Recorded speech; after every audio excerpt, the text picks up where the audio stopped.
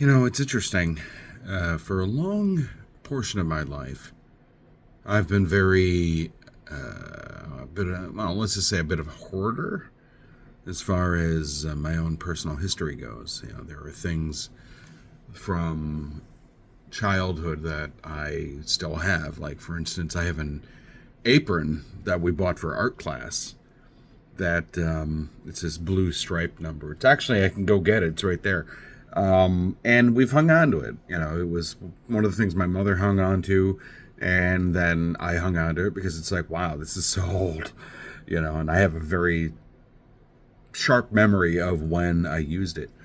And, things like that. I also have some woodshop projects that I made. I have which one is a whale. It's shaped like it's a wood thing we carved out using a router and then it doesn't matter. The point is that I still have it, and and I don't know what I would do if I destroyed it. It would be weird. I can't even think about it. I also have let's see, from a sewing class. It looks like a horse. It's the outline of a horse, but it only has two legs, so it's a two-dimensional horse, but it's three-dimensional. It's a plush thing with cotton shoved inside it, like that. Doesn't have four legs, just has two legs. Very odd. But I still have that. And I have like old receipts and stuff from stores that no longer exist. Homework assignments. I have it's like all these trinkets, like pamphlets from places that don't exist or places that I went or whatever.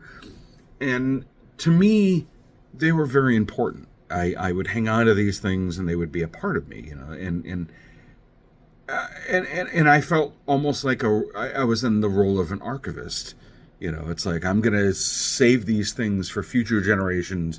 And realistically, it would just end up being put on the internet because people like to find old things like that, and that's fine. That's a noble endeavor. But I mean, or I'd show it to my kids or something, or whatever. Of course, that's never going to fucking happen. So, this is the value that I put on these things, a very high value. And all of these memories from the past. And, I used to live in Clinton, Connecticut. And I lived there, for most of my life. Right up until around 2015. That whole area was part of me. It was everything that I was. And, and again, the whole area is just laced with memories of things I've done, places I've been, things that happened. And, and when I had to move to where I am now, the only reason I moved is because we got evicted. We got evicted because the place was sold. And, and here we are. So, I only let go because I was forced to do so. And of that area. And once again, it falls into that same category of personal memories, part of my identity and all that stuff. But and that is held true straight up through 2024. That has always been my thing. Although I made efforts, I recognized that a lot of the stuff that I was hanging on to, that nobody else gives a shit about it. Not nobody. It's just me. I'm the only one that's going to look at this receipt or this picture or this location and go, that's important. That is heavy because it's me. Nobody else is going to look at that. They're going to look at it and go, what the fuck is this? Throw it out. It's trash. Like that. I can't blame them. They don't know. They don't have that same emotional connection to the things that I do. And that's completely fair. And I came to realize that. So I did make efforts to, at the very least, digitize the things that I thought were really poignant and just throw them out. Let them go. Like that. But it was never 100%. It was always, always a little lingering, I'll hang on to that. I'll get rid of this, but I'll hang on to that. I gotta hang on to that. And what I've noticed now, and now that I'm on my own, and if you know me, if you know anything I've I lost my mother in November, the beginning of November of 2024. And we had been living together for a very long time, or at least my whole life. But in terms of,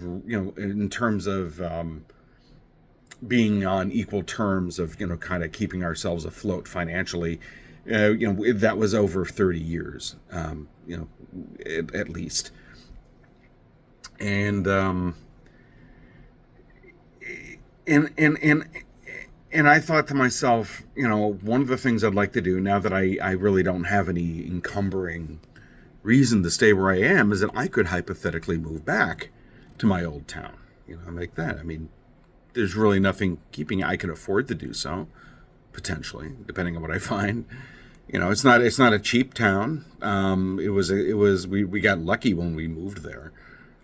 It was a very, we just happened to luck into a really cheap apartment that stayed locked into that price for a very long time.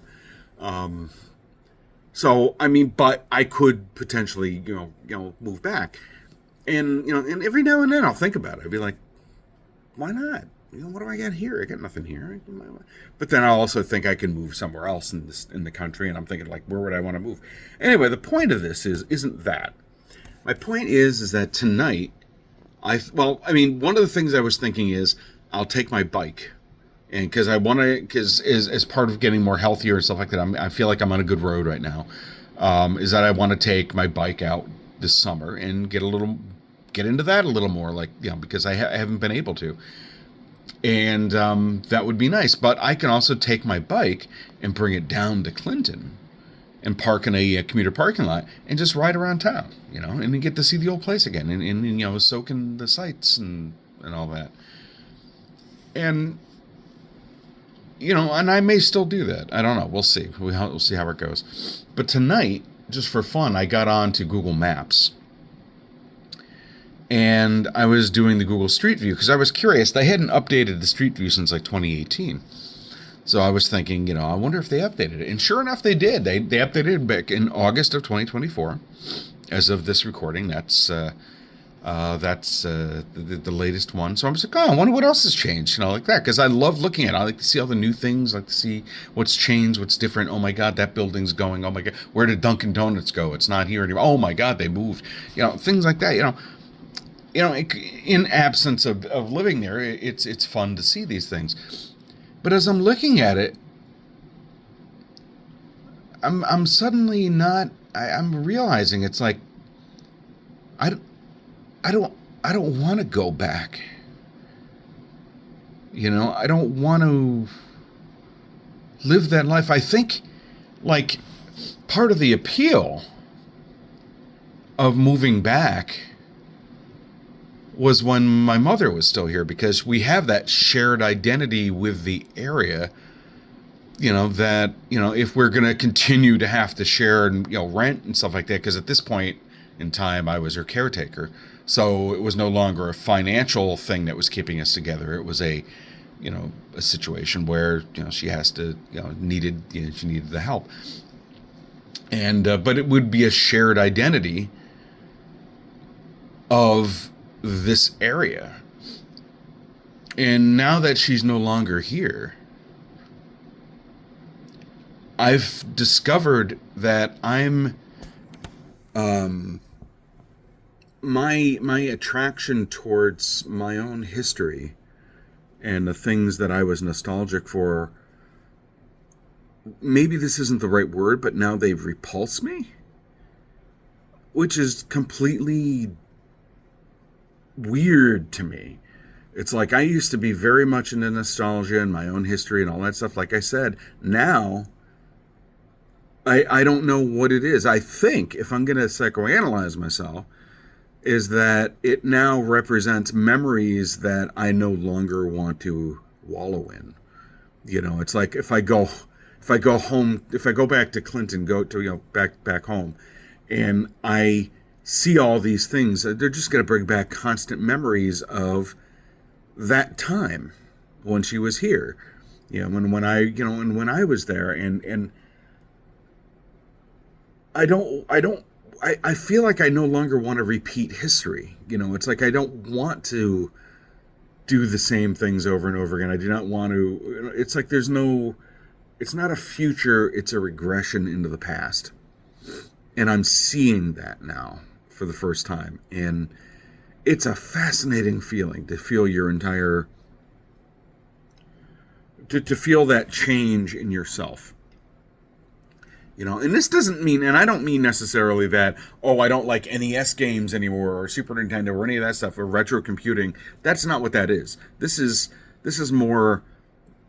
I maybe I don't have the vocabulary for it, but it's more. It's like I don't want to wallow in my past anymore. I feel like I've been cut loose from the emotional connection that I've had here, and it's like I still love it, I still respect it, and I still cherish the memories that I had, but I don't want to live there anymore. You know, it's like in Deep Space Nine. You know, the not to bring it to Star Trek, but in Deep Space Nine, you had the wormhole aliens who were like they didn't understand what they didn't understand the flow of time, and they asked Cisco, it's like why do you still live here? And he didn't understand it. And it's like, why do you still live here? In other words, your memories. Why do you still wallow in the memories of your wife? You know, and it's like you haven't moved on. You haven't done anything, and that's what this feels like. And I feel like the Cisco, wallowing in a history that I have lived and I have enjoyed it, and it is fondly remembered, but I no longer want to return to it. Of course, now that begs the question, what do I want to do? That's for another video. I really don't know, but I figured it would be interesting to just impart these words to video, because this is a unique feeling, and this is the first time I'm registering this thought. And maybe, once again, I post these things thinking that maybe they'll help somebody else process stuff. Or maybe not. Maybe I just enjoy rambling. Yes, I do. That's why we're at the 12-minute mark. Anywho, okay. Well, that's all. That's all I got on this thought. You know that we used to have a Pizza Hut in Old Saybrook, and it was one of my favorite places to go. There, you want to talk about fond memories? Oh, baby, Pizza Hut in Saybrook, great. Then they closed up in the 2000s. And that building was like abandoned. I don't want to say abandoned. Well, yeah, basically abandoned. It didn't get sold. And it just sat there, and it was this empty husk of a Pizza Hut. Hold on a sec. Oh no, I'm lost. What the fuck is this thing? This is stupid. And now it looks like this. Skippers. Somebody finally bought it.